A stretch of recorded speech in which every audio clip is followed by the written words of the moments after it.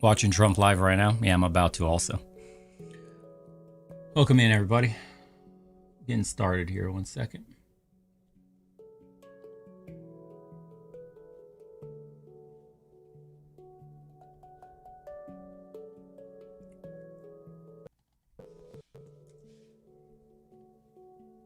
What's going on, guys?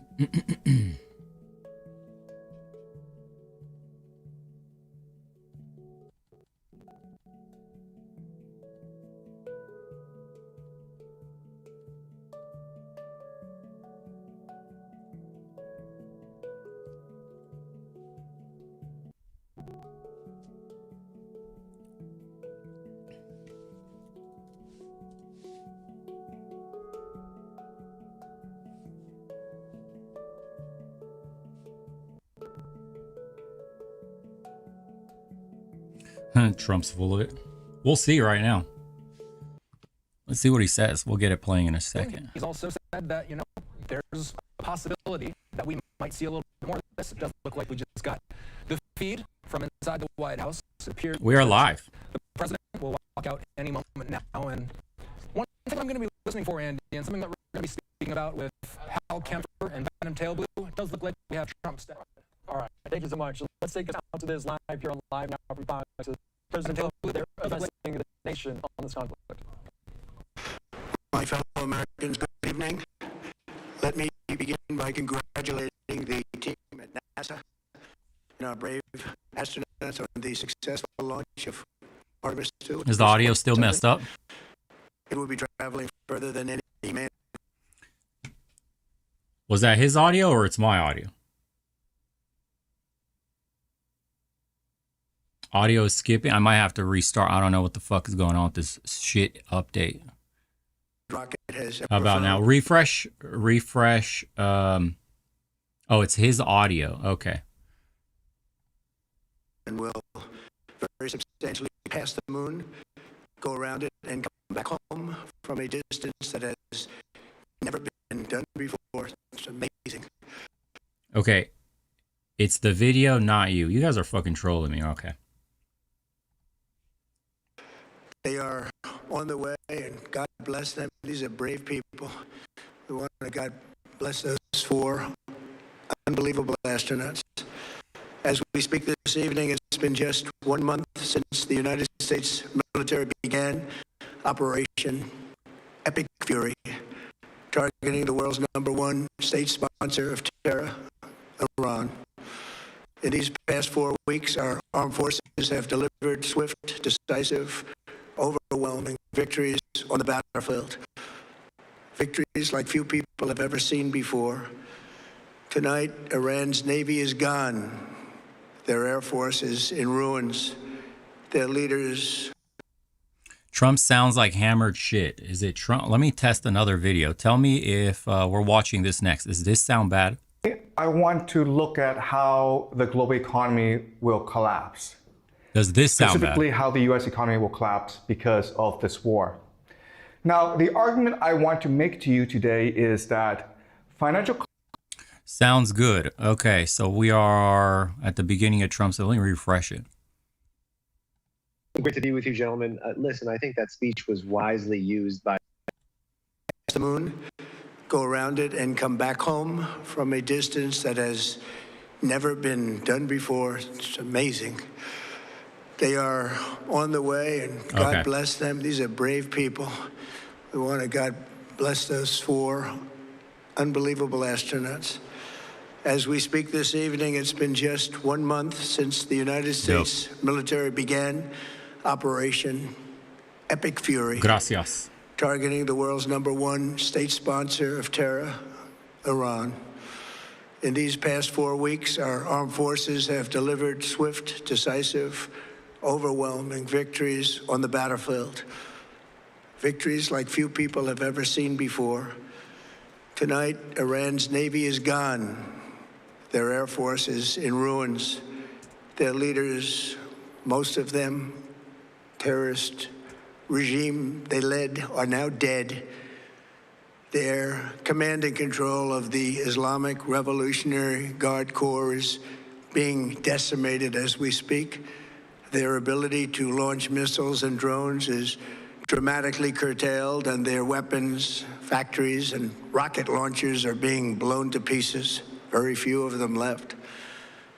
Never in the history of warfare has an enemy suffered such clear and devastating large-scale losses in a matter of weeks. Our enemies are losing in America, as it has been for 5 years under my presidency, is winning, and now winning bigger than ever before. Before discussing this current situation, I also want to thank our troops for the masterful job they did in taking the country of Venezuela in a matter of minutes. That hit was quick, lethal, violent, and respected by everyone all over the world. After rebuilding our military during my first term, we have by far the strongest military anywhere in the world. And now we're working along with Venezuela and are, in a true sense, joint venture partners. We're getting along incredibly well in the production and sale of massive amounts of oil and gas, the second largest reserves on Earth after the United States of America. We're now totally independent of the Middle East, and yet we are there to help. We don't have to be there. We don't need their oil. We don't need. Okay, if we don't need their oil and we're not affected, how much are you guys paying for your gas prices? Because mine, it's going up. I swear I'm about to pay $6 for premium here in Arizona. This shit's incredible. Trust the plan, boys. Don't worry. Anything they have, but we're there to help our allies.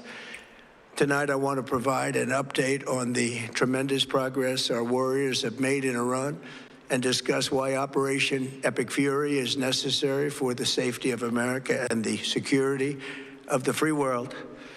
From the very first day I announced my campaign for president in 2015, I have vowed that I would never allow Iran to have a nuclear weapon. This fanatical regime has been chanting death to America, death to Israel for 47 years.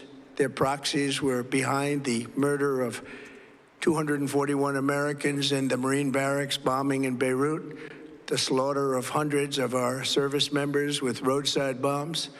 They were involved in the attack on the USS Cole, and they carried out the countless other heinous acts, including the just horrible, bloody atrocities of October 7th in Israel, something that most people have never seen anything like it.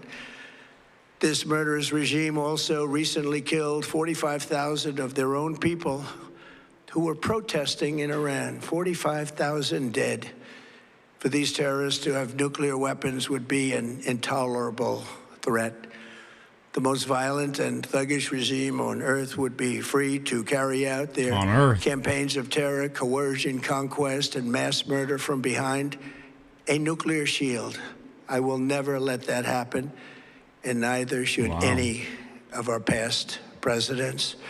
This situation has been going on for 47 years and should have been handled long before I arrived in office. I did many things during my 2 terms in office to stop the quest for nuclear weapons by Iran first. And perhaps most importantly, I killed General Qasem Soleimani in my first term. He was an evil genius, brilliant person, a horrible human being, however, the father of the roadside bomb. And he lived just horrible what he did. Iran would have been perhaps in far better, stronger position. Had he lived, we would have had probably a different conversation tonight. But you know what? We'd still be winning and winning big. And then, very importantly, I terminated Barack Hussein Obama's Iran nuclear deal, a disaster. Obama gave them $1.7 billion in cash, green cash. Took it out of banks from Virginia, D.C., and Maryland, all the cash they had. He flew it by airplanes in an attempt to buy their respect and loyalty, but it didn't work. They laughed at our president and went on with their mission to have a nuclear bomb. His Iran deal would have led to a colossal arsenal of massive nuclear weapons for Iran, and they would have had them years ago, and they would have used them. Would have been a different world. there would have been no Middle East and no Israel right now, in my opinion, the opinion of a lot of great experts, had I not terminated that terrible deal. And I was so honored to do it. I was so proud to do it. It was so bad right from the beginning. Essentially, I did what no other president was willing to do. They made mistakes. The truth is, no other president was willing to compromise for Israel. No other president sold out the insane mandate he got. No other president actually bended to Bibi Netanyahu's will. So you're literally, he's like one of the weakest presidents. Of all the presidents since Bibi's had this kind of power, Trump's the first one to fold. Biden didn't fold. Obama didn't fold. Guess who folded? Trump. Taco Trump, too. Yeah, 2 weeks away for 30, 40 years, right? Mistakes, and I am correcting them. My first preference was always the path of diplomacy, yet the regime continued their relentless quest for nuclear weapons and rejected every attempt at an agreement. For this reason, in June, I ordered a strike on Iran's key nuclear facilities, an Operation Midnight Hammer. Nobody's ever seen anything like it. The greatest operation Those beautiful ever. B-2 bombers performed magnificently. We totally obliterated those nuclear sites. The regime then like no one's ever seen before. To rebuild their nuclear program at a totally different location, making clear they had no intention of abandoning their pursuit of nuclear weapons. They were also rapidly building a vast stockpile of conventional ballistic missiles. Rapidly. And would soon have had missiles that could reach the American homeland, Europe, and virtually any other place on Earth. Iran's strategy was so obvious.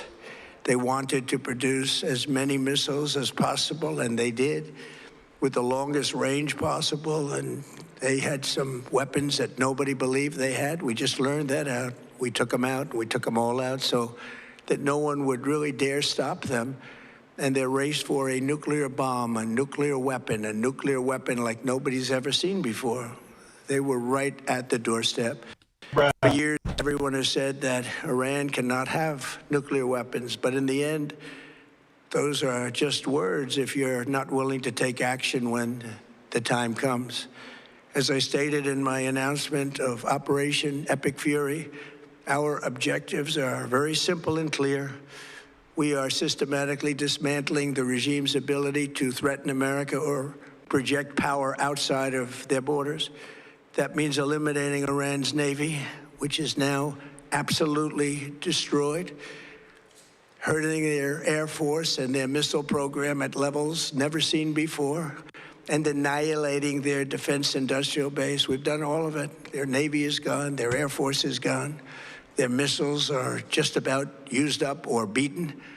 Taken together, these actions will cripple Iran military, crush their ability to support terrorist proxies, and deny them the ability to build a nuclear bomb. Our armed forces have been extraordinary. There's never been anything like it militarily. Everyone is talking.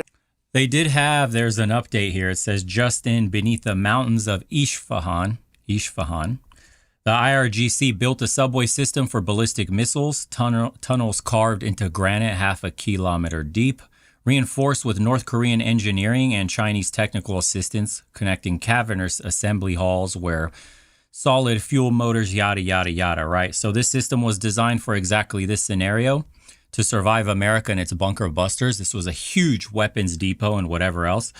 On March 31st, yesterday, bunker buster bombs hit the Baharistan complex. 10 heavy GPS-guided munitions struck surface entrances, propellant storage facilities, and assembly infrastructure. The secondary explosions were visible from space. Stored missiles, thousands of tons of propellant, and fuel ignited in a chain reaction. We'll watch that video right now. It's just a quick clip showing the destruction that's happening. Iranian state media acknowledged that the site was hit and claimed no strategic impact. They're bullshitting, which is the phrase the regime uses when the strategic impact requires a classified briefing rather than a press conference. The damage is real, but bounded. Pre-strike Baharistan produced hundreds of solid fuel motors, thousands of tons of propellant, and dozens of complete missiles per year. Post-strike estimates put short-term capacity at 40 to 60%, with full recovery requiring 12 to 24 months. It says the surface infrastructure was destroyed, the entrances were collapsed, the propellant lines that feed the assembly tunnels were severed, but the tunnels themselves, half a kilometer beneath the mountain, and the rail network that runs through them remain largely intact. The subway still works, the trains run, the blast doors are still open. And it says that the network is not one city. Isfahan is the production hub. Tabriz in the northwest stores and launches long-range variants. Kermanshah, yeah, that's how it's called, okay, near the Iraqi border operates interconnected tunnels for solid fuel launchers. So he's just naming all the cities here. And it says Iranian, this is the important part, Iranian launch activity has dropped to its lowest level since the war began. The command coordination that selects targets and sequences barrages was disrupted when the Aerospace Forces headquartered in western Tehran took 10 bombs overnight. The production line that replenishes spent missiles, by the way, was cut by 40 to 60% when Baharistan burned. The air campaign is working by every metric the Pentagon measures. So it is working. The bombing is deteriorating their launch capacity. I forgot to send this to myself. Let me put this one up so you guys can see here the damage. This explosion is absolutely massive. Check this out. Should have just read this on screen the whole time, but look at this.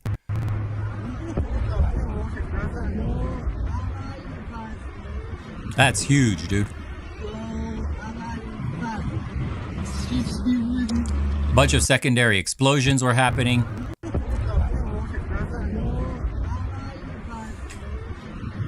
That is a critical hit.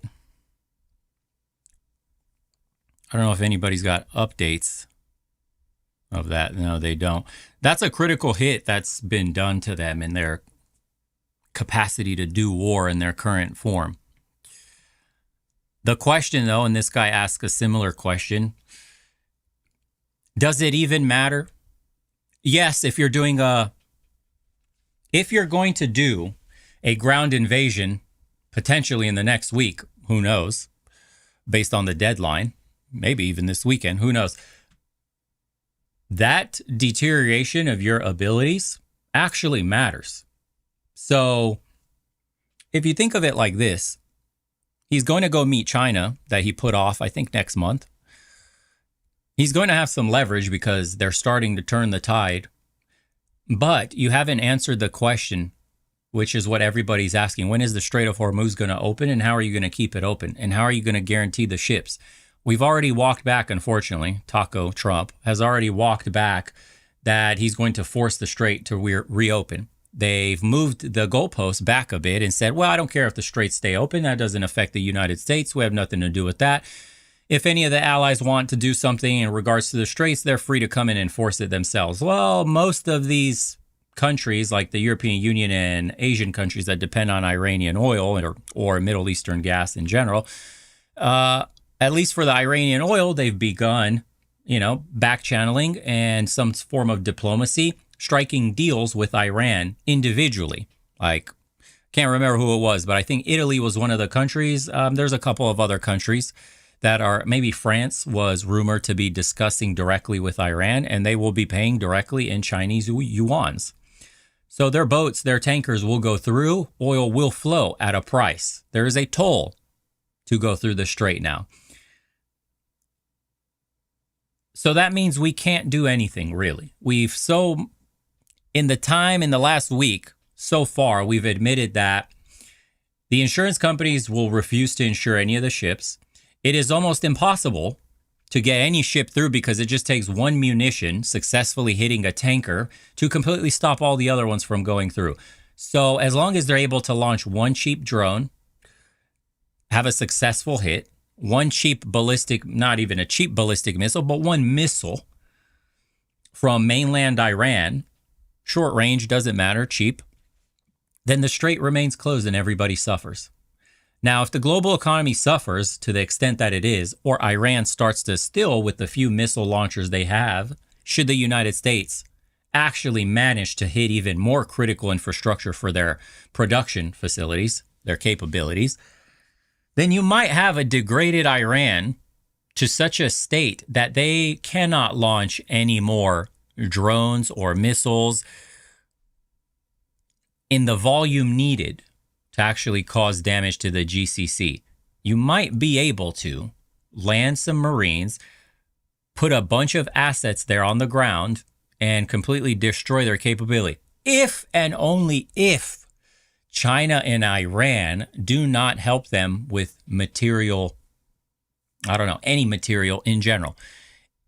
Russia's already helping them. China's already helping them, at least with targeting data and satellites, right? Now, what happens?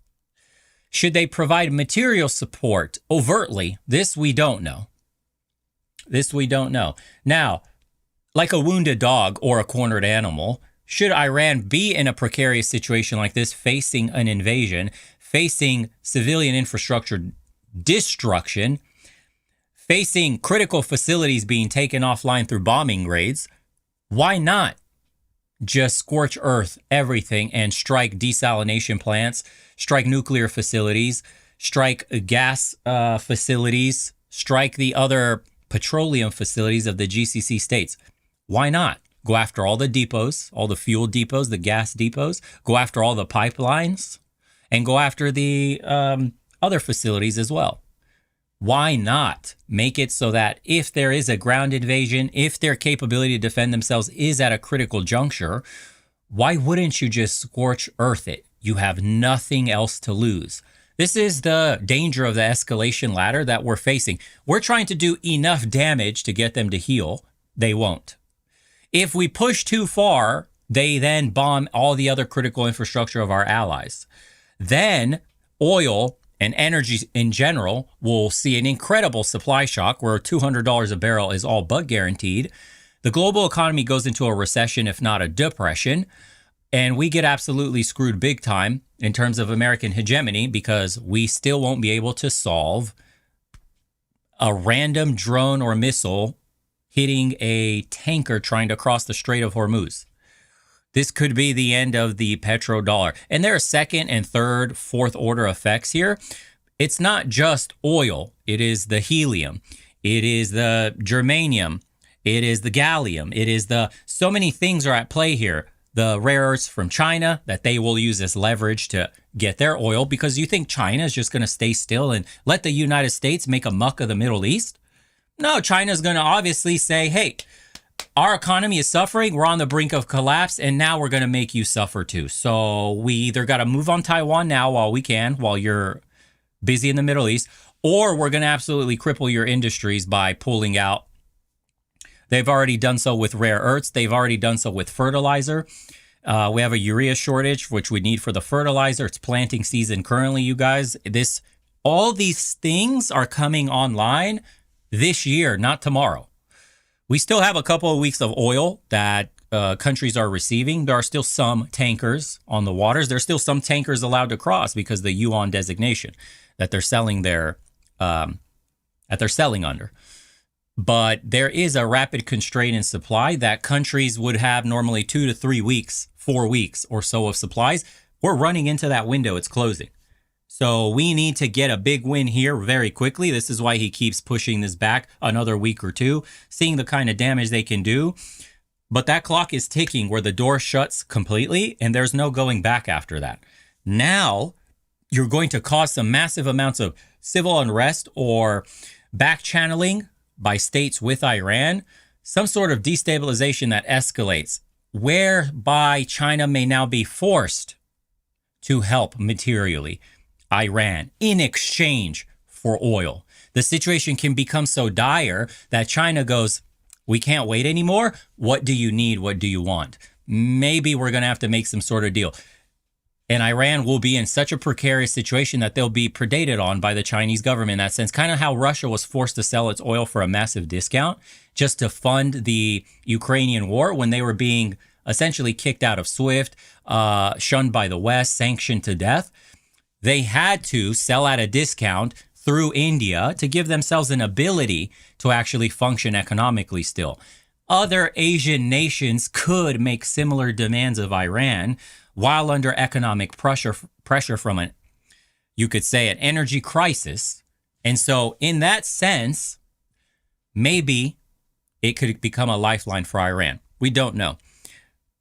Look, this stuff's very complicated, but it's interesting to see how it all obviously turns out.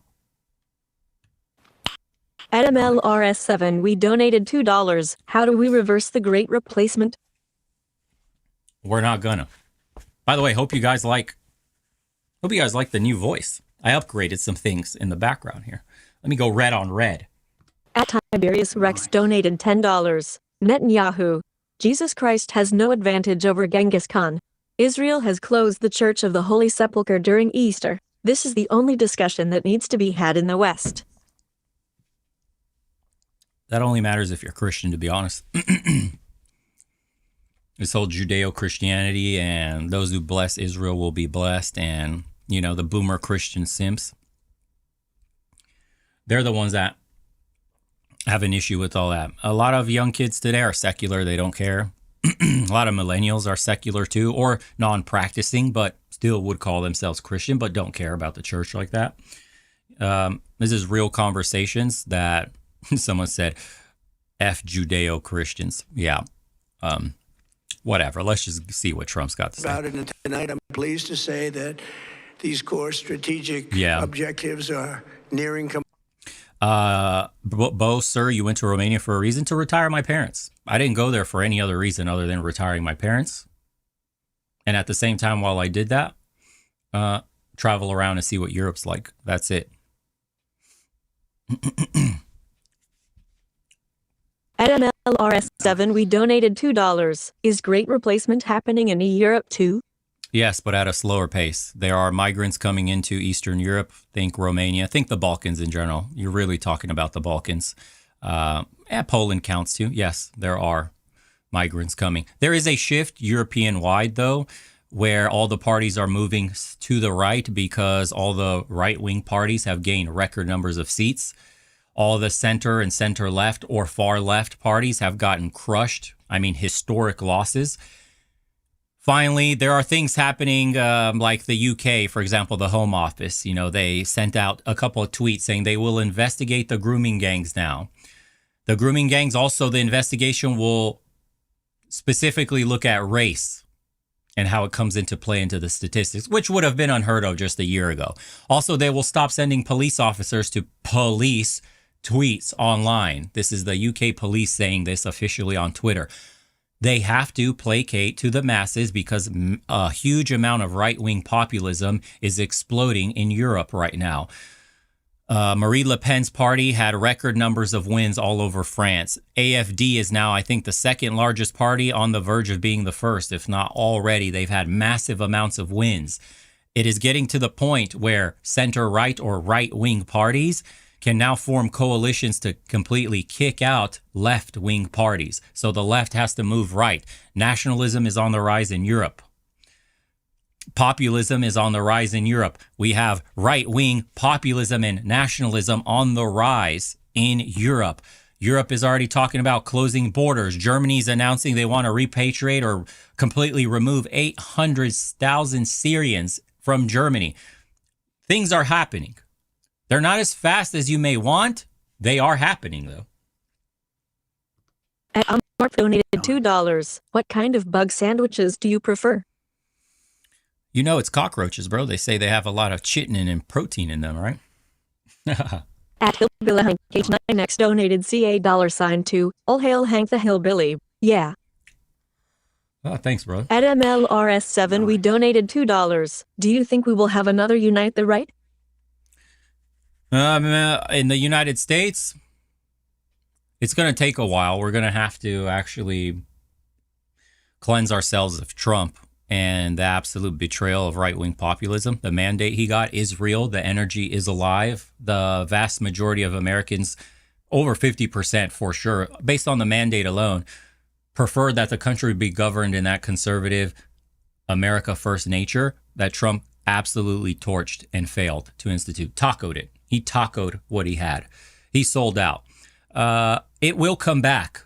It might not come back with 2028. Surely they're going to get penalized in 2026 in the midterms. But for 2028, we're probably going to see more of the same.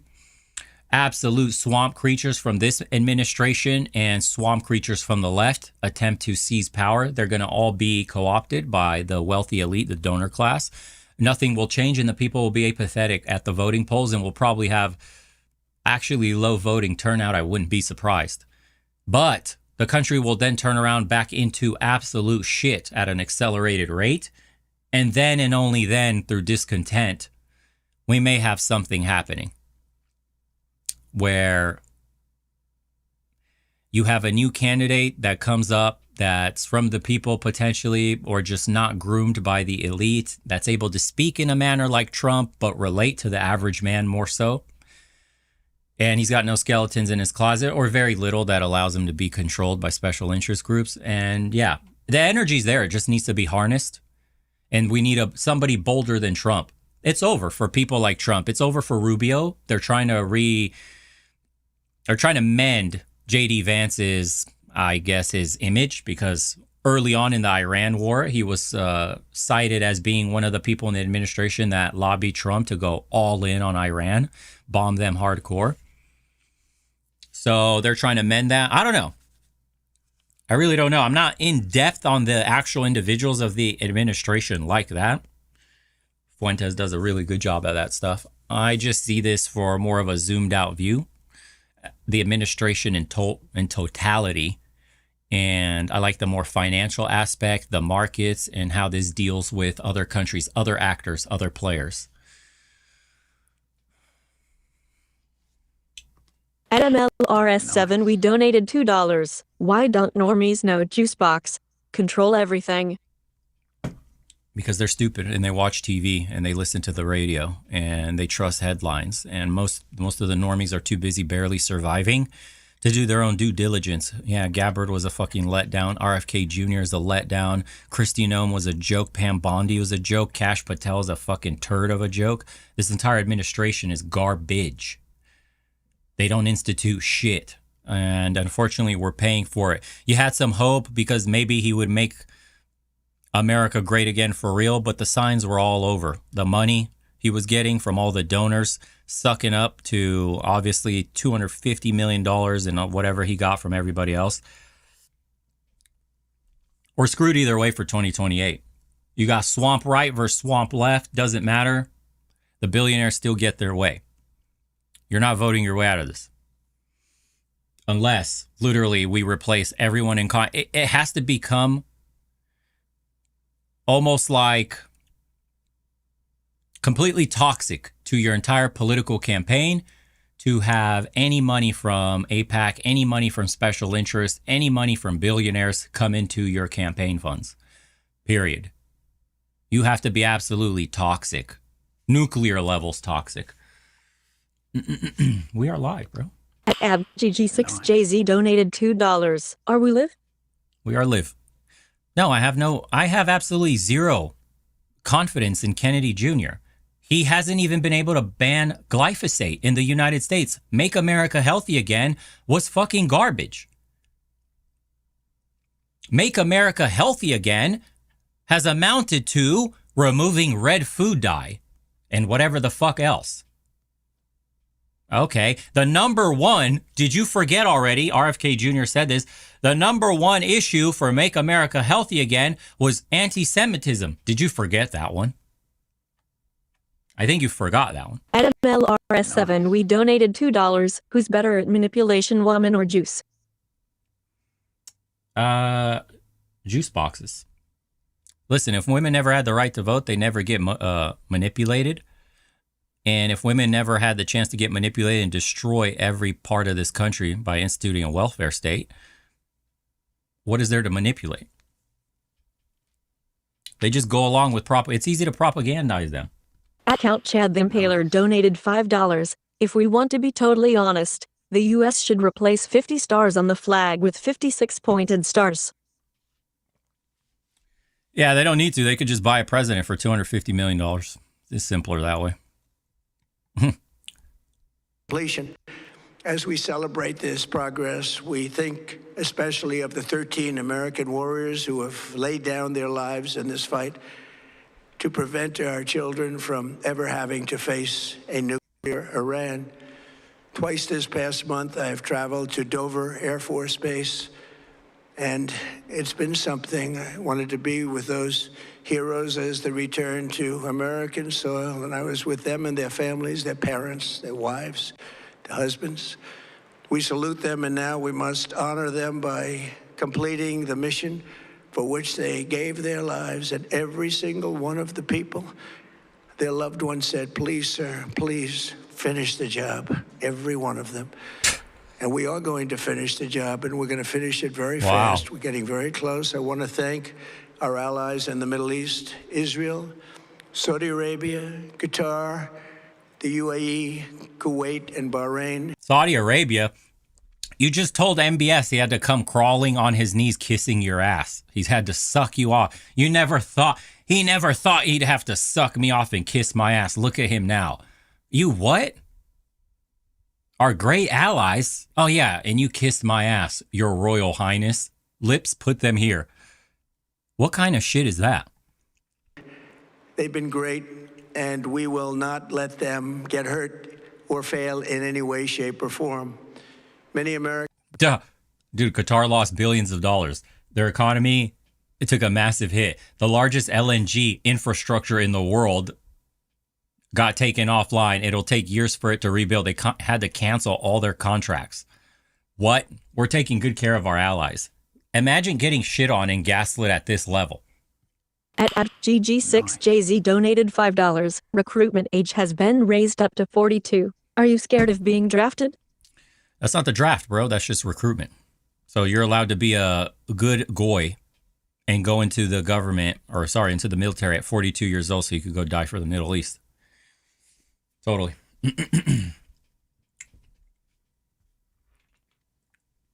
At MLRS7, we donated $2. Do you think Uncle H was right? Good question. Perhaps you should read some books. Americans have been concerned to see the recent rise in gasoline prices here at home. This short-term increase has been entirely the result of the Iranian regime launching deranged... It's just not a good sign, though, ABC. Think about that. If they have to raise the recruitment age to 42, then either A, they're planning on expanding operations big time, or two, we have a problem with recruitment now, and we need to bolster up our numbers. Neither are good. Terror attacks against commercial oil tankers in neighboring countries that have nothing to do with the conflict. This is yet more proof that Iran can never be trusted with nuclear weapons. They will use them, and they will use them quickly. It would lead to decades of extortion, economic pain, and instability worse than we can ever imagine. The United States has never been better prepared economically to confront this threat. You all know that. We built the strongest economy in history. We're going through it right now, the strongest in history. In 1 year, we've taken a dead and crippled country. I hate to say that, but we were a dead and crippled country after the last administration and made it the hottest country anywhere in the world by far, with no inflation, record-setting investment. That's past tense. Past tense. He was doing good. He was doing good until he attacked Iran. He was doing really good, actually. At MLRS7, we donated $2. What can the modern soy boys even do if drafted? Die by drones, bro. Just like Ukrainian bros were doing. Yeah, the war of the future is absolute hell. They have these, robotic dogs that just corner peep. They literally, robot dogs just turn the corner and just absolutely start blasting. Like AI targeting system right there on the robot dog. I saw videos of special forces like doing some building clearance type exercise. The robot dog goes first. He just turns right, starts blasting motherfuckers. Like split-second decision time, just starts blasting everybody, and then the soldiers follow after he's cleared rooms and hallways. Yeah, good luck killing that thing. It's a fucking four-legged robot with like a Gatling gun on its back and just blasting your ass with AI-level accuracy. It's over, dude. The wars of the future, it's all material-based. The country with the highest production, the country with the most factories wins. You quite literally just outproduce. It's no longer manpower anymore. If manpower mattered, Russia would have already crushed Ukraine. The numbers are horrendous. The attrition numbers from a country that can build these cheap things that are absolutely used. You got DJI drones that are like $200-$300. Strap them with fucking bombs, whatever, and you just fly them into soldiers. There's so many videos of these little fiber optic drones, dude, these thin wires. They make them unhackable now. You have the drone operator somewhere far by, a couple miles away, and there's this spool, this wire of fiber optic cable that makes it so you can't jam them, so you can't grab them out of the air, hack them, and take them out. So the guy is literally operating it with this thin fiber optic string, unhackable, directly connected, and that shit just flies right in your fucking face, dude. There's so many videos on Twitter of dudes just chilling like this, like Russian dudes, just in the trench, like, please don't do it. And then just see a little bomb drop, the guy gets blown to smithereens. Or you have this other drone that has like these two prongs, and you can see these dudes, and they're like pro drone operators by now. Like, these are the dudes that used to be nerding out racing drones, doing all these fucking acrobatics and dodging shit, like all these drone race courses, going through obstacles. Bro, these guys are going through buildings, through like damaged rubble, flying through windows, out doorways. There's no running. There's no running. They're fast as fuck, and the prongs touch the dude, the camera goes off, he gets exploded in a million pieces. Camera 2 shows like a second drone watching the shit happening, and you just see the guy's leg and his arms and shit flying out everywhere. It's fucking done, dude. It's done. These things cost a couple $100. You're going to completely decimate any logistics line for war. All those long columns with the transport trucks for the troops, the tank columns, the fuel trucks, all that shit is over with. Stupid, cheap little drones made it impossible almost to defend that shit. Yeah. The war of the future. America was built for like a war of 1980s, 1990s. America excels at destroying any country of the 80s and 90s. But this 2020, 2030 war style, modern drone warfare, AI powered fucking robot dogs, all this shit will all come down to who can saturate the ground, the air, and the sea with these robot swarms, these munitions, and overwhelm your opponent. Once your opponent is overwhelmed, they have to sue for peace. It's over. What's next that gets overwhelmed? You're going to be literally like, oh, fuck, dude, shoot out. Just drones, dude. It's like something out of 300. You open your eyes to see the sky turn black. It's not a million arrows. It's a million fucking drones going bzzz, just going straight at your ass while some fucking pimple-faced nerd, he's got a pizza face. He's like, fuck yeah, sayonara, motherfucker. And he's just driving his drones and blowing up a bunch of spec ops soldiers that cost $1 million each to train. A lifetime of experience and shit. Some fucking pizza nerd, pizza face motherfucker, it can hardly move, is wiping out fucking Delta Force. It's insane. It's insane. Okay, the war of the future is insane, dude. This is the shit they don't tell you. GG6JZ donated $5. Then that means China is going to be the best at this new age of war. Their manufacturing capacity total is almost godlike, just like America in World War II. That's the scary part. That's the scary part. Have you seen the numbers, the production numbers of what China can produce a month? If we're struggling with Iran producing 400 shaheeds a month, China produces 10,000 or more a day. A day. Daily. Missiles, drones. They have the largest drone companies in the world, DJI. They have a bunch of drone companies that are producing stealth drones. Those shaheeds they make by the hundreds of thousands. Do you know how much they could saturate the skies with that shit? Fucking A. We've already ran a bunch of military exercises. Like, you know, the Pentagon was trying to study what would happen in case of a Taiwanese invasion. We lose all those exercises. We lose. Every single exercise that they've gamed up, we lose horribly. All our carriers get destroyed. We can't stop them literally if they wanted to take Taiwan. They just don't take Taiwan because China wins death by 1,000 cuts in like the 100-year plan. They do nothing, they win. They literally just economically swallow up places.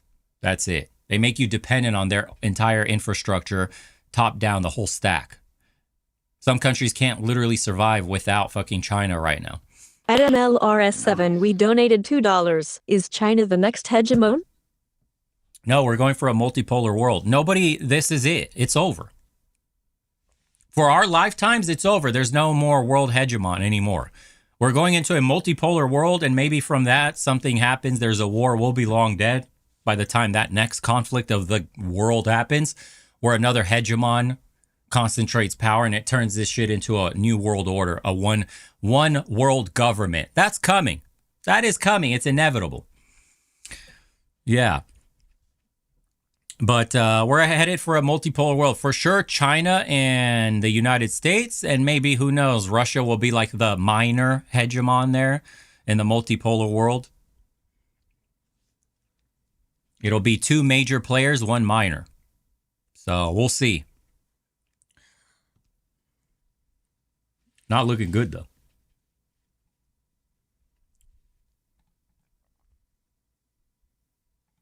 Coming into the United States, over $18 trillion, and the highest stock market ever, with 53 all-time record highs in just 1 year. It all positioned us to get rid of a cancer that has long simmered. It's known as the nuclear Iran, and they didn't know what was coming. They've never imagined it. Remember, because of our drill baby drill program, America has plenty of gas. We have so much gas. Under my leadership, we're #1 producer of oil and gas on the planet, without even discussing the millions of barrels that we're getting from Venezuela. Because of the Trump administration's policies, we produce more oil and gas than Saudi Arabia and Russia combined. Think of that, Saudi Arabia and Russia combined. So why are Americans paying more at the pump? And that number will soon be substantially higher than that. There's no country like us anywhere in the world, and we're in great shape for the future. The United States imports almost no oil through the Hormuz Strait and won't be taking any in the future. We don't need it. We haven't needed it, and we don't need it.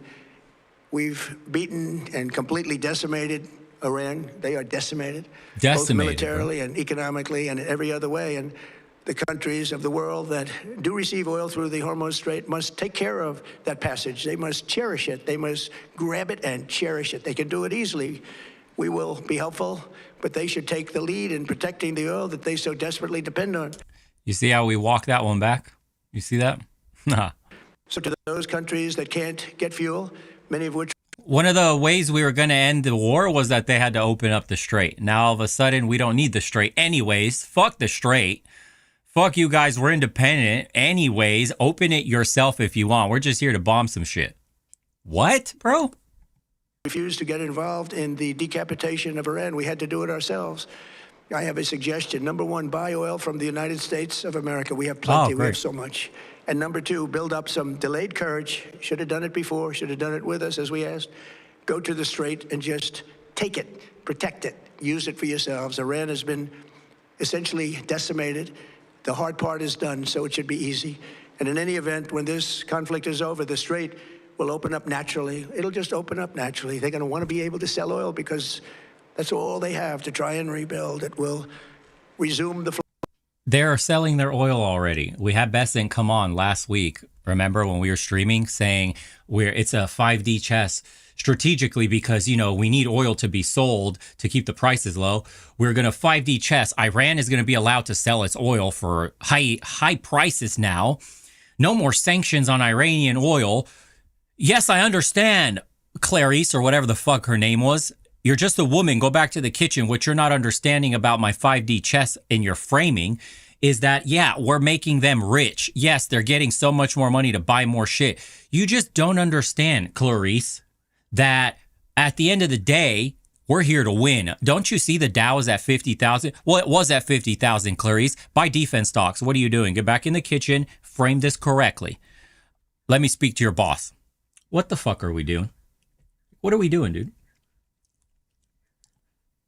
and the gas prices will rapidly come back down. Stock prices will rapidly go back up. They haven't come down very much, frankly. They came down a little bit, but they've had some very good days over the last couple of days.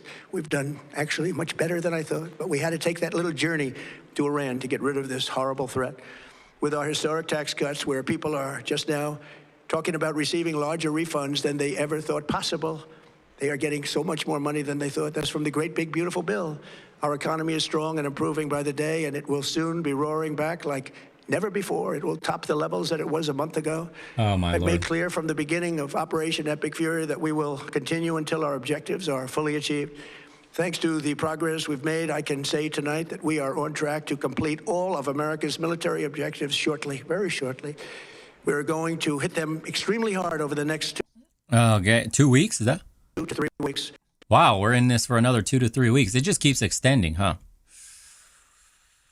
They're making money, bro. Why would he stop? Do you know some guy is insider trading the shit out of this? They're making hundreds of millions, billions of dollars in insider trading. This market yo-yoing that's going up and down, up and down. Oh my God, stupendous. If you're an insider right now, this has been the best market of all time. This kind of liquidity, wow, beautiful. You can make millies. And who's going to stop you? Okay. Like the stream, boys, if you haven't already, for those on YouTube, if you want an ad-free experience, head over to Kick. We'll be moving to that halfway in the stream. Appreciate you guys tuning in. We're going to bring them back to the Stone Ages where they belong. In the meantime, discussions are ongoing. Regime change was not our goal. We never said regime change, but regime change has a... What, bro? What? What? Hold on. What the fuck? Weren't we literally talking about regime change the first week? Hey, thanks, Ascendant. Appreciate you, brother. Glad I got these working again. Hold on, bro. Did I hear that correct? 1 fucking second, dude. We're going to bring them back to the Stone Ages where they... We're going to... roaring back like never before. It will top the levels that it was a month ago. I've made clear from the beginning of Operation Epic Fury that we will continue until our objectives are fully achieved. Thanks to the progress we've made, I can say tonight that we are on track to complete all of America's military objectives shortly, very shortly. We're going to hit them extremely hard over the next 2 to 3 weeks. We're going to bring them back to the Stone Ages where they belong. In the meantime, discussions are ongoing. Regime change was not our goal. We never said regime change, but... Come on, bro. Is this the greatest gaslight you have ever seen? What was the point of assassinating Khomeini? What was the point of decapitating their government? The entire first 2-3 days, regime change. We want regime change. We are talking about regime change. We got to get rid of the Ayatollah. Regime change. We have more friendly, American-friendly government officials assassinates them too. We are in discussions with regime change. What? What, dude? Regime change has occurred because of all of their original leaders' death. Oh, no. No. His son. No way. He's calling that a regime change. This is what we did in Venezuela. We just literally kidnapped the #1 guy so the #2 bitch can just go in there and sold him out. They sold his ass out, and now she's in charge, making millions of dollars, corrupt piece of shit, and the Venezuelan people get nothing. We killed this guy's father, his niece, his whole extended family, and regime change done, boys. The government literally elected a hardliner, and we have successfully done regime change? What? What the hell? All dead. The new group is less radical and much more reasonable. Yet, at this point in time, no deal is made. We have our eyes on key targets. If there is no deal, we are going to hit each and every one of their electric generating plants very hard and probably simultaneously. We have not hit their oil, even though that's the easiest target of all. because it would not give them even a small chance of survival or rebuilding. But we could hit it, and it would be gone, and there's not a thing they could do about it. They have no anti-aircraft equipment. Their radar is 100% annihilated. Well, they fucked up our radars too, to be completely honest. At Playboy Scotty donated $10. Only after disaster can we be resurrected. It's only after you've lost everything that you're free to do anything. Nothing is static. Everything is evolving. Everything is falling apart. Fight Club. Yeah. Thank you, brother. Appreciate the 10. I think Americans are going to have to start living that Balkan lifestyle where everybody uses the little plots of land they have, your backyard and all that, to make a micro garden. Start actually growing some crops. Get your green thumbs and start trading shit with your neighbors. The guy who's got chickens will give you eggs. You give him some other shit that you're growing in the backyard. And this is how you're going to survive, boys. This is how the Balkans survive despite, them not earning much and things getting expensive, or hydroponics. My wife dabbles in that stuff here at home. She's got hydroponic towers, getting her green thumb on and growing our shit home. I highly recommend you start learning to be more self-sufficient. We are unstoppable as a military force. The nuclear sites that we obliterated with the B-2 bombers have been hit so hard that it would take months to get near the nuclear dust, and we have it under intense satellite surveillance and control. If we see them make a move, even a move for it, we'll hit them with missiles very hard again. We have all the cards, they have none. It's very important that we keep this conflict in perspective. American involvement in World War I lasted 1 year, 7 months, and 5 days. World War II lasted for 3 years, 8 months, and 25 days. Oh, no. The Korean War lasted for 3 years, 1 month, and 2 days. The Vietnam War lasted for 19 years, 5 months, and 29 days. Iraq went on for 8 years, 8 months, and 20. That's not good. How is that? Is he about to gaslight and say this is the shortest war we've ever had? No, bro. Statistically, we're going to be in a year-long quagmire, multi-year-long quagmire. You're not reassuring the people right now. The people don't hear every single way. That's like foreshadowing. The people are like, we were in this war for 8 years, 12 years, 20 years, 19 years. But this time, Goyim, it's different. This time, this war is only going to be a couple of months. Right? Like what? Russia's 3-day special operation? Hey, isn't it in like the 4th, 5th year already? A 3-day operation has surpassed 3 fucking years. What's our special operation gonna last? Holy crap. 8 days. We are in this military operation, so powerful, so brilliant, against one of the most powerful countries for 32 days. And the country has been eviscerated and essentially is really no longer a threat. They were the bully of the Middle East, but they're the bully no longer. This is a true investment in your children and your grandchildren's future. The whole world is watching, and they can't leave the power, strength, and brilliance. They just can't believe what they're seeing. They leave it to your imagination, but they can't believe what they're seeing. The brilliance of the United States military. Tonight, every American can look forward to a day when we are finally from the wickedness of Iranian aggression and the specter of nuclear blackmail. Because of the actions we have taken, we are on the cusp of ending Iran's sinister threat to America and the world. And I'll tell you, the world is watching, and when we do, when it's all over, the United States will be safer, stronger, more prosperous, and greater than it has ever been before. May God bless the men and women of the United States Armed Forces, and may God bless the United States. Wow, dude. I've never seen this level of gaslighting, this level of taco, walking back almost everything from week 1. Wow. Wow. Shocking, actually. That's insane, dude. Wow. I'm like dumbfounded right now. To go make the statement that we never wanted regime change when there's 50 videos of you could get pulled up on right now that says regime change is what we want. Regime change. We have to do regime change. That's crazy to me. That's crazy. Wow. So this one, we have game theory, the Great Reset. We'll go do like 10, 20 minutes of this, and then we'll switch over to Kick exclusively, boys. So if you haven't, go ahead and go over there. Appreciate you guys. Hit the like button on YouTube if you haven't already. Get the stream rolling on their algorithm. Today, I want to look at how the global economy will collapse. Specifically, how the US economy will collapse because of this war. Now, the argument I want to make to you today is that financial collapse do not happen accidentally or naturally. It has to be engineered. And this is a very hard concept for us to understand, okay?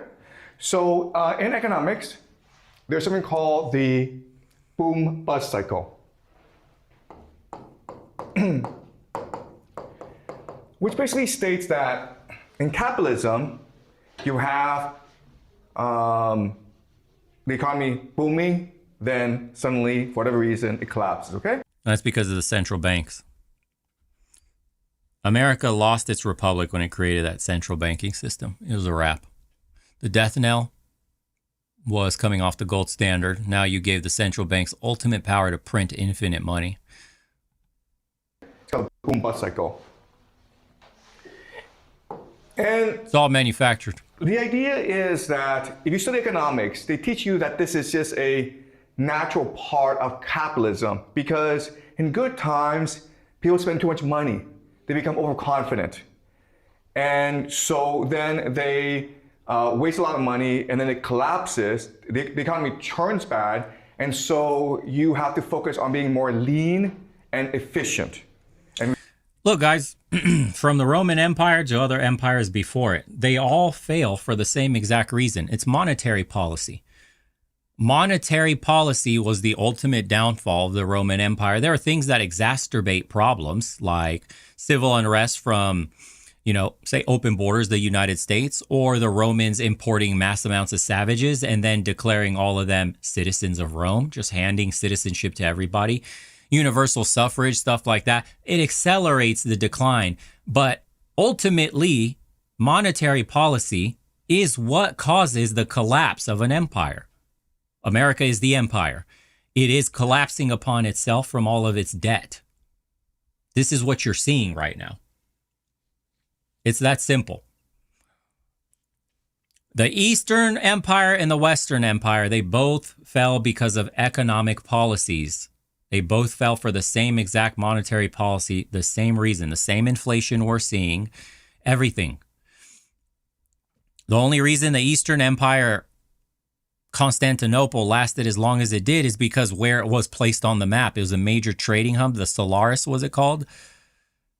That system was far more valuable, and it had more trust in it by traders, by the economic titans of the day, by anybody transacting in general, than what happened with Rome. When Rome collapsed, Eastern Empire continued another 1,000 years, strictly because its financials in general were much stronger than the corrupt, degenerate Roman Empire, the Western Empire. Yeah, he said the golden spice route, same for medieval Czech. Yeah. It's all monetary policy, dude. Resilient. So think of, gaining. Why do you think the founding fathers were so against? There was such a heated debate against a central bank. Why do you think constantly over the years, the debate of a central bank and centralization constantly kept coming up? The final push for the central bank was essentially what? World War I? We needed to raise money for the war. Personal income tax, shit like that. We were struggling to raise money for wars. Okay, we ran into that problem. They were running into the same problem during the Civil War with the North and the South. Raising money for an army, sustaining yourselves and printing currency, actually you needed a central bank. At least that's what they were saying. And we know how that went. Account Chad the Impaler donated $5. Coins like quarters have ridges on the sides because in ancient times gold and silver coins were shaved. The Gov even played games reducing the gold. Yep. That's why the Roman, what was it called? Their gold coin. Their coins were essentially worthless because they, coin clipping. A lot of people were doing coin clipping. Very specific people too, were known to be coin clippers. But part of the problem was in order to pay for all that bread and circuses to distract the proletariat was reduce the silver and the gold in the coins and mix it with what? Other metals, the denarius. Yeah. So then it was worthless, whatever it was called. I forget the name of it. And that was it. That was that. Then essentially you had a cascade effect where rich landowners, merchants, anybody that had to transact within the empire itself wanted to not use the denarii. Yeah. Wanted to essentially use anything but actual Roman coins. The bank lost its standing, its authenticity in the eyes of everybody transacting. It was worthless.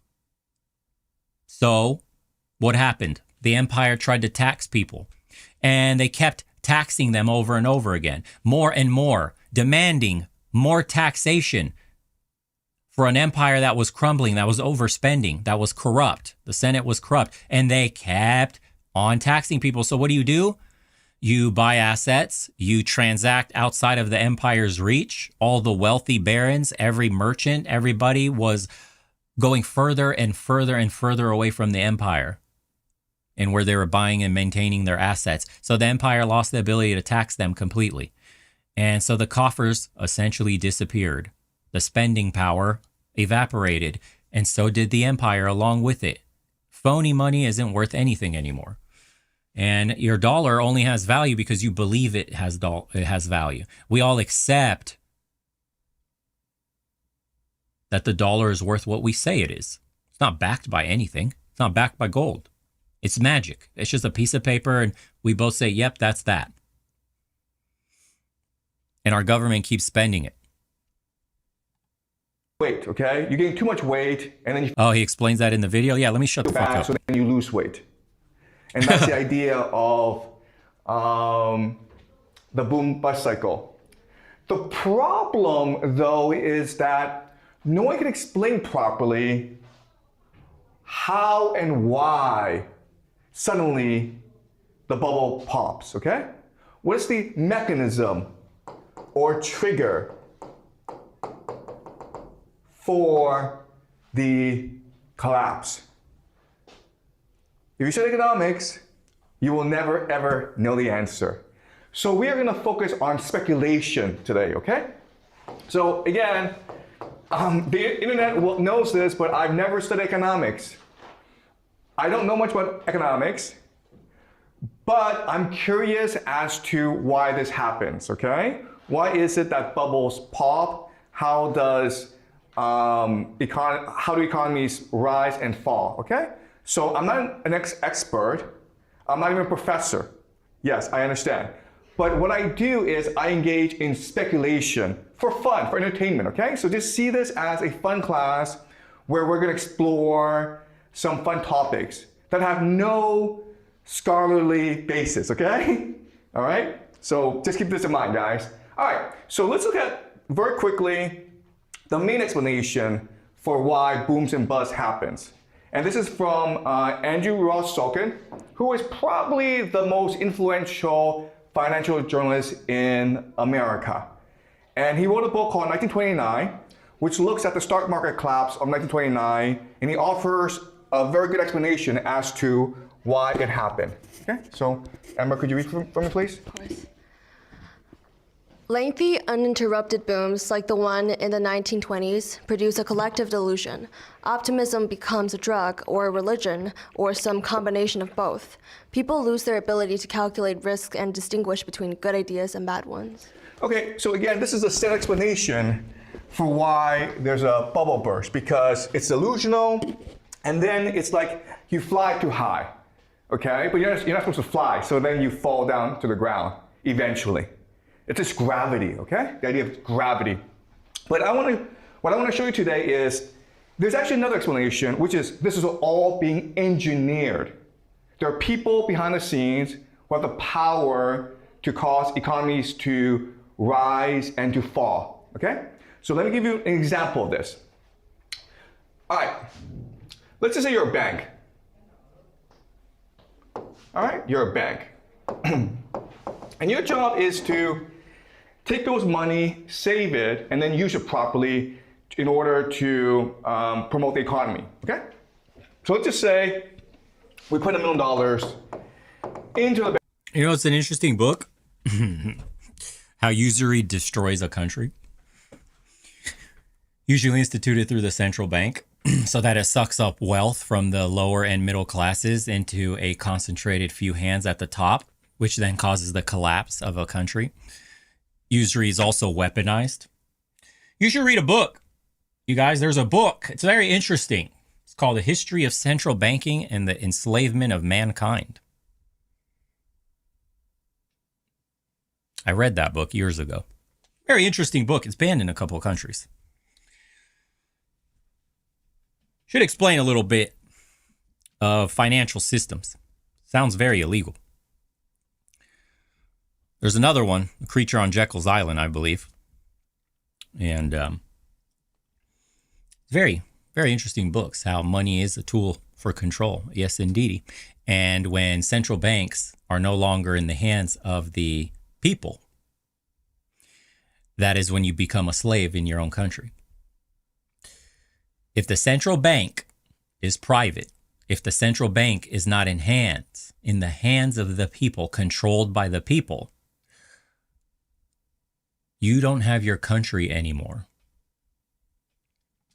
Bank. Okay? And what does the bank do with it? The bank then lends it out to entrepreneurs, right? So maybe I want to start a restaurant, and so I borrow $1 million from the bank. Okay? Question, how much money is in the bank now? It's a zero, right? Okay, that's just math, guys. Look, if I take in $1 million and I lend it out $1 million, I should have zero, because that's just basic math. But that's not the answer. The actual answer is $2 million. Is he talking about fractional reserve banking? What you need to understand is that each bank has the ability to print its own money. And the bank is a mechanism for liquidity in the economy, okay? Mm-hmm.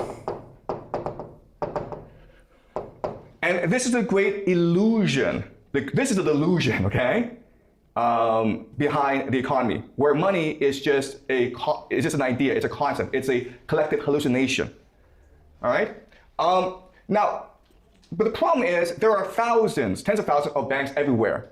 So how do they know how to coordinate together? Okay? And this is something else you need to understand about the system. There's actually something called a signaling mechanism.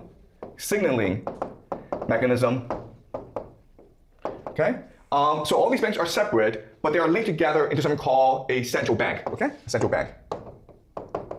And what does the central bank do? The central bank signals whether or not to lend money or not to lend money. And this mechanism is called the interest rate. Okay?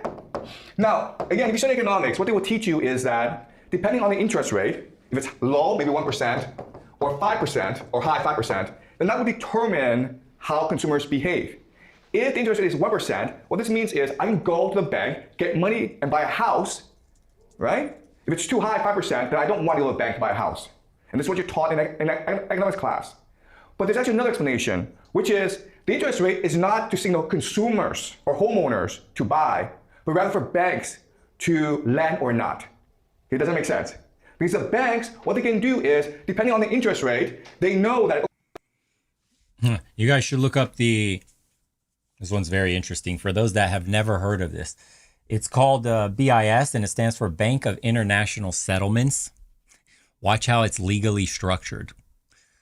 Go read up about the Bank of International Settlements. That is our system. Boy, oh boy! Is that one going to pop your fucking head open? At Smashiavamelch donated $5. Thank you, brother. Appreciate you. Thank you for the support. At Ken Roselle 3H donated $5. Thumbs up. Thank you. Thank you. my job is to release more liquidity into the system, release more money into the system, and therefore I will make it easier to take out a loan, okay? But if the interest rate is high, then I know, okay, I must not release too much liquidity in the system, therefore I will make the loan application hard, okay? So, in other words, the interest rate is not set in order to guide consumer behavior, it is set in order to coordinate liquidity in the marketplace. You're wrong, Big Red. It's funny to say that. It's saying that the money system's backed by violence, not gold. No, it isn't. No, it isn't. America can't take over the world and force the petrodollar on everybody. It was backed by violence when nobody can fight back. People can fight back now. China already built a parallel system that made SWIFT useless. Russia's using it. China's using it. The so-called BRICS nations are using it. That era is over. This is why the world is becoming more and more unstable. Why do you think we're attacking Venezuela? Why do you think we're attacking Iran? It's not just Israel, but we're actually facing an existential threat to the petrodollar, the SWIFT system, and our hegemon status in the world. We can't force everybody anymore to just fucking use the shit or get bombed. Use the dollar or get bombed. Doesn't work that way. Unless you want to become a pariah state. Now, you still have little vassal states that depend on the trading bloc, depend on market access to the United States for their exports. Apart from that, America's fucking useless.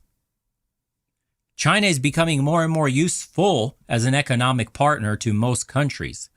China is becoming ever so slightly more important. This whole backed by violence shit, it's over with.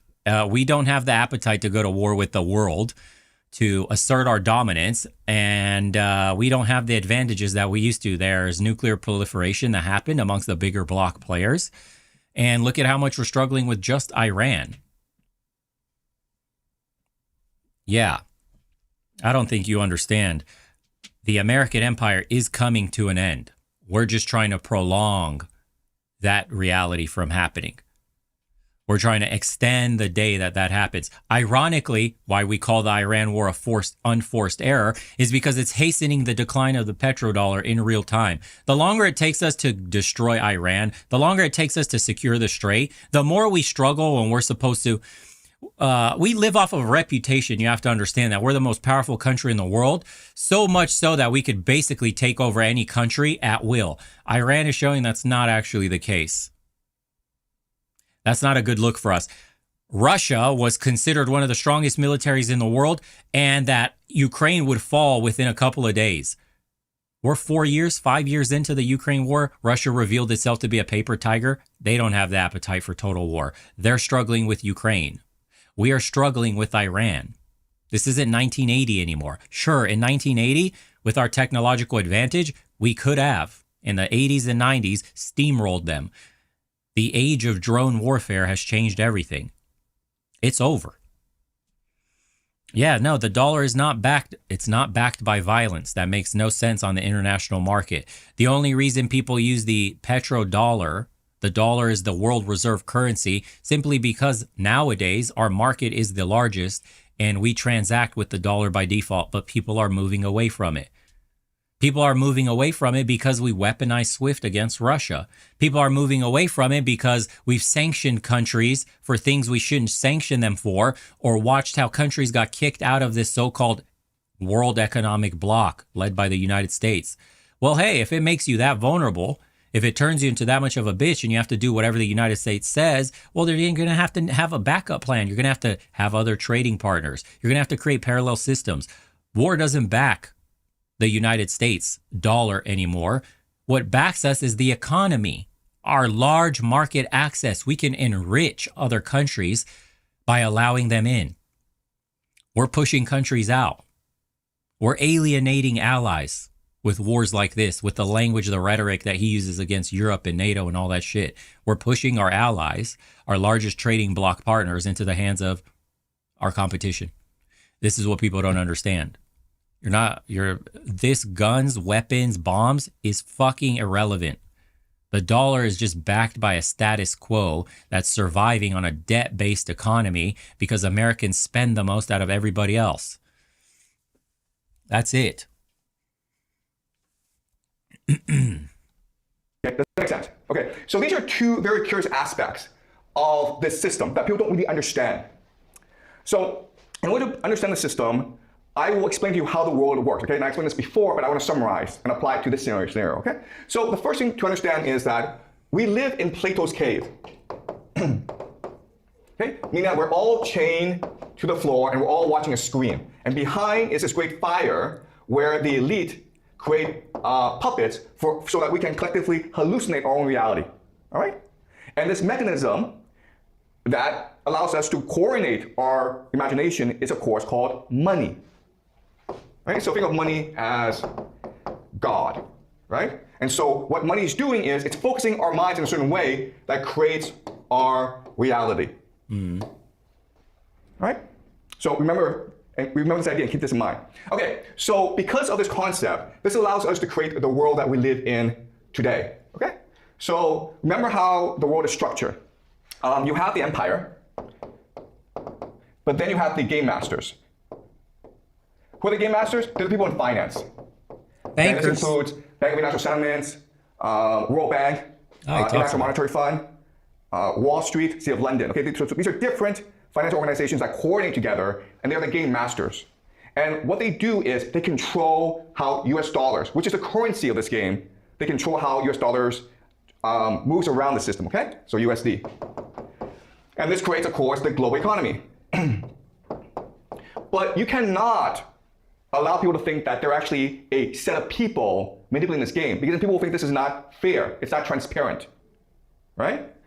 It's not a clean game. So what you do is you create multilateral organizations called the rules-based international order, like the WTO, UN, and you make them believe that, oh, it's these impartial organizations that actually control the game. So it's fair and it's transparent. It's accountable to the people, okay? Where every country has a seat at the table, where everybody's represented. Yeah. And then you reinforce this using media, education, and culture. And together, these three will... All right, boys, we're finishing up on Kick. I'll spam the links in the YouTube channel right now. Those on Rumble watching too. We're going to head over there. Appreciate everybody tuning in. We'll finish the rest of the episode there. Maybe do a couple more. We'll see. If you haven't, do join. It's free. And you actually get notifications too when I get on, unlike YouTube.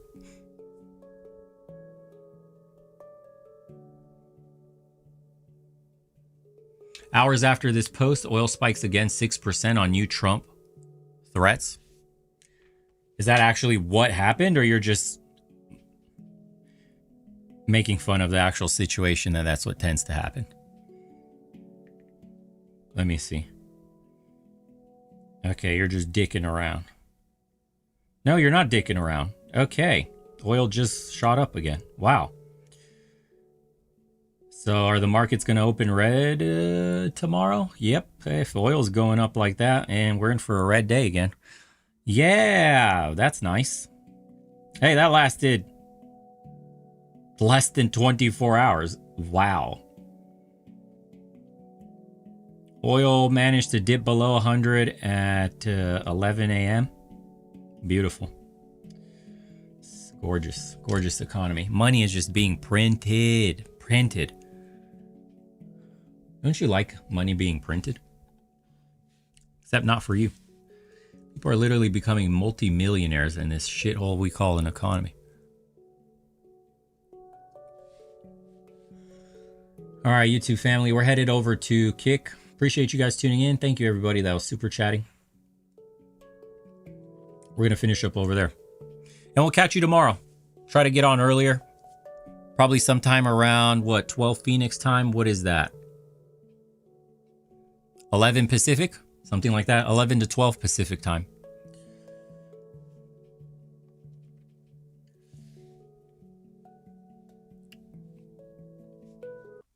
At LRS7, we donated $2. Can you react to the L8S Alex Wavy Dio of Iran? Send that on the email. Alex Wave video about Iran? Yeah, send that on email. Appreciate you for the 2. Your retirement fund dropped 6K after Iran? Ouch, and it dropped another 1,000 today? And you're set for another 1 to 2,000? Brutal. Short-term pain, brother. Don't worry about it. Short-term pain, long-term gain. You will be rich beyond measure in just a few years, as they tell us. You will retire with 70 virgins, bad bitches everywhere. You're going to drive a golden Cadillac. You're eating from shitting and, eating with golden spoons, shitting in golden toilets. Don't worry. You will own acres of land. Long-term gain. Remember that. Just give it a second. It totally won't go to the top 1%. Don't worry about that. Don't worry about that, Goy. All right, let me paste this one more time. Take care, everybody on YouTube. We'll see you guys tomorrow.